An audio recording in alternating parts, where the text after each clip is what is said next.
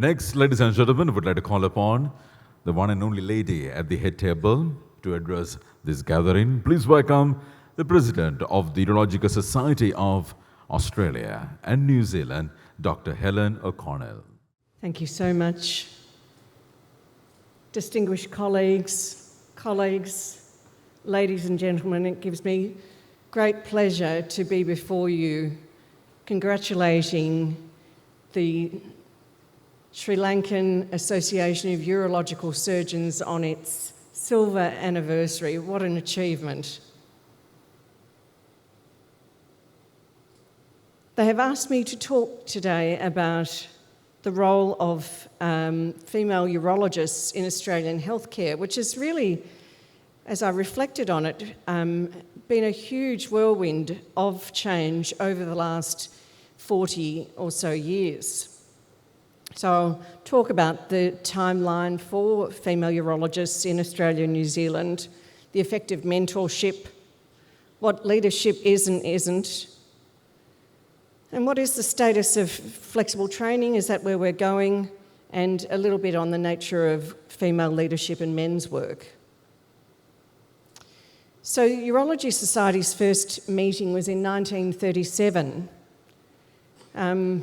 They accepted a female onto their training program, yours truly, back in 1991, and then they passed their first female candidate and became full member, and then their first female graduated to the role of examiner in 2013, first head of urology 2015, first head of the commercial arm of Urology Society of Australia and New Zealand in 2015, first female president 21, first female convener the following year, and this year the first female chair of the Board of Training at a time when 20% of our trainees now are female and 14% overall are USANS trainees.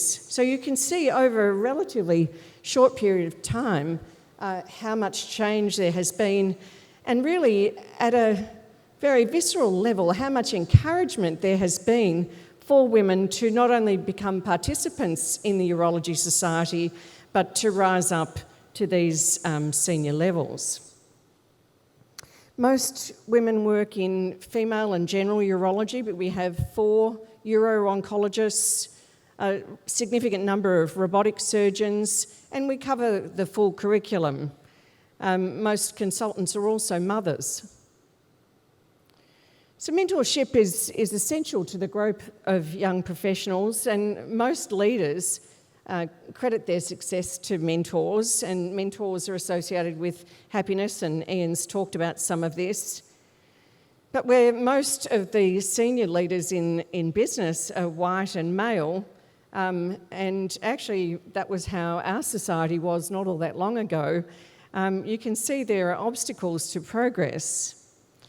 I didn't have a male mentor when I was very keen to get onto urology training program, but my sister, who is a barrister, introduced me to the woman who's circled here, who was a pioneer of women's health, and she made it her business to introduce me to the head of the training program, Warren Johnson, who within half an hour said to me, well, you're exactly the sort of person we'd like to bring onto the training program. And I'm not sure whether that was because I was very pushy or whether it was because I was absolutely singular about my intention about doing urology. And he ended up being a hugely supportive mentor. Ultimately, I took over his large practice in prostate cancer, and there were many other examples of his mentorship. And mentors come in all shapes and sizes, and people throughout the world help us in our careers. And so I was blessed to have training in the US with Dr. Ed McGuire. He was often accused of affirmative action with respect to the place of women because he had so many women in his training program. But actually, he only ever selected on the basis of credit. But there was an unconscious bias existing in the other training programs that meant that women weren't being selected So he always ended up with the sort of cream of the crop of the female applicants. And so I hope you can see here the extent to which men make great mentors of women. And, you know, as I've become old and grey, you know, some of the young men end up being my mentees, and that's a great source of pride. Leadership is a science now. It's not something we're born to. We know a lot about it, and so men and women can learn about what leadership is. And it's a lot about celebrating achievements, as we're doing tonight, which is so exciting. And I hope you have great pride as members of your association in this beautiful meeting with a great program that's been set up for you. To promote women, mentoring, networking, we created a society within Australian Urology called the Surgical Women in Australia and New Zealand Urology. Anita Clark was our first senior examiner. She's had a number of major roles and won the first society medal ever awarded to a female this year. And she's been a great role model and source of encouragement to young and men and women of Australian urology. But she is the first chair of this organisation devoted to promoting women as members of our society. Ian also talked a little bit about panels. So it's so important to see diverse groups up on the stage chairing and promoting the content of our meetings. And so we have this pledge that we'll have at least 40% female and male, and that's been a very successful program. And there's also training for people who are interested in board roles through the Australian Institute of Company Directors. It isn't that long, only 1965, that women who married in Australia had to leave the workforce. So around the same time, contraception became a reality, but you can see just how much the workplace has changed in a very short space of time. Anti-discrimination law really has had a huge role in shaping society. But having said that, for 3 decades, women have outnumbered in Australia university graduates, and yet we had this really, call it the stupid curve, because actually when you get to the top, there's very few women despite all of this talent and training. So Goldman Sachs at one stage did a survey, and they anticipated that if women's participation in the workforce was more like men, it would increase Australian GDP by 10%. And now, with some intention around CEOs being female, the numbers have gone from 2 to 3% in 2014 to now 18%.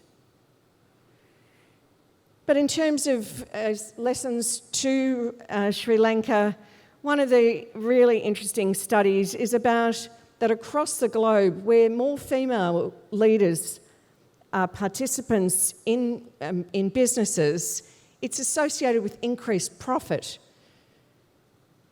And companies that have poor representation of women tend to really underperform on profit. So it has very significant financial repercussions if we don't involve women. There's a lot of data on involving men early in childcare if they're going to have a significant role in the rearing of their children later. And even parental leave has a significant impact on being able to put your child together as a father. And as opposed to all rumours, men can actually change a nappy. But things are changing all the time. We would never have anticipated that in increasing our graduates in Australia by 3-fold, we would then have this huge bottleneck to do things like urology training. And so it means that it's had this perverse effect on increasing the age of entry to training. And so now women are tending to egg bank and, so it all gets very complicated. There is some data about flexible surgical training, and I'll, in the interest of time, skip through some of this, but it did have a significant effect on people's perception of their operative skills, with only 75% of people thinking that they had excellent progress with their operative skills. And where operative skill is so important and training is such a precious resource, I just wonder whether there may have been a better solution had there been more help in the home. And I mean potentially paid help rather than just involving our husbands. But where availability is what our referring doctors seek, this is incredibly important, that we have a mentality that's not sort of flexible and part-time, if you like. So in conclusion, female work has changed massively since the 1960s. Male work has changed much less, but flexibility at some level is useful, but at what cost to a practicing urologist in the system? Early male participation in raising their own children sets the pattern for the partnership and is good for men and children. Flexible training is complex, but now embedded, at least in principle, in our system, and it has training implications for the trainee, but also the system, and potentially dilutes that very precious resource. Female urologists provide the full curriculum, leadership capacity is not gendered, and 0 to 20% of trainees have become part of the Urology Society of Australia and New Zealand in the last 30 years. Finally, surgery is a very noble, skillful career, and great training is paramount to our health systems in Australia, New Zealand, but also, of course, in Sri Lanka. I look forward to the rest of the meeting. Congratulations again to this wonderful association you have, and may you have a great future. Thank you for your time.